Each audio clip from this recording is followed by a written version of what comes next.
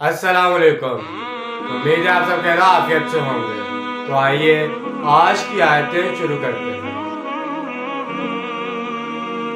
بسم اللہ الرحمن الرحیم۔ افمن اتبع رضوان اللہ کمن باء بساخط من اللہ ومأواه جہنم وبئس المصیر۔ شروع اللہ کے نام سے جو بڑا مہربان نہایت رحم کرنے والا ہے۔ تو کیا بھلا وہ شخص جس نے اللہ کی رضا کی پیروی کی اس کی مانند ہو جائے گا جو اللہ کے غضب اور غصے کو کما کر لوٹا، اور اس کا ٹھکانہ جہنم ہے اور وہ بہت ہی بری جگہ ہے پہنچنے کی۔ ہم درجات عند اللہ واللہ بصیر بما یعملون۔ ان کی بھی درجہ بندیاں ہیں اللہ کے ہاں، اور جو کچھ یہ کر رہے ہیں اللہ اسے دیکھ رہا ہے۔ جسے نیک کاروں کے درجے ہیں اسی طرح وہاں بدکاروں کے بھی درجے ہیں۔ سب بدکار برابر نہیں اور سب نیک کار برابر نہیں۔ لقد من اللہ علی المؤمنین اذ بعث فیہم رسولا من انفسہم یتلو علیہم آیات ویزکیہم ویعلموہم الکتاب والحکمہ وَإِن كَانُوا مِن قَبْلُ لَفِي ضَلَالٍ مُّبِينٍ۔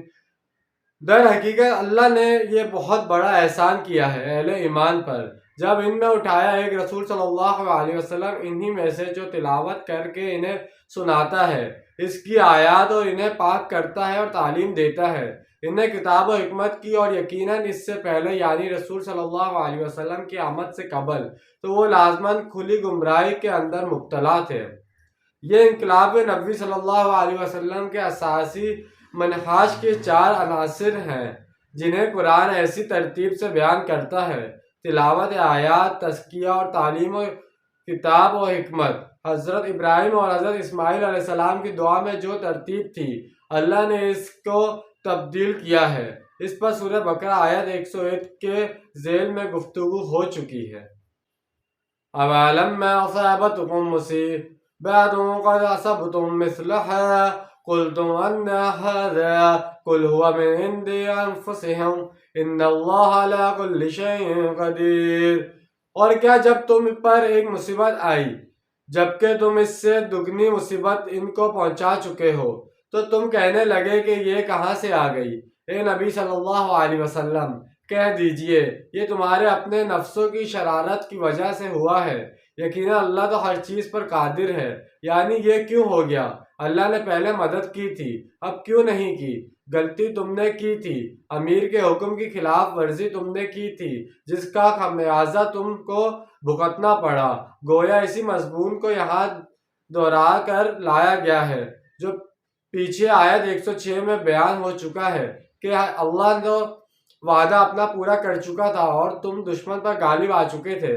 میں تمہاری اپنی غلطی کی وجہ سے جنگ کا پانسا پلٹ گیا۔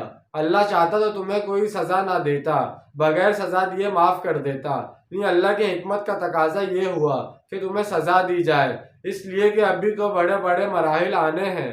اگر اسی طرح تم نظم کو توڑتے رہے اور احکام کی خلاف ورزی کرتے رہے تو پھر تمہاری حیثیت ایک جماعت کی تو نہیں ہوگی، پھر تو ایک اموا ہوگا، ہجوم ہوگا، جبکہ اللہ کے دین کو غالب کرنے کے لیے ایک منظم جماعت، لشکر، فوج حزب اللہ درکار ہے۔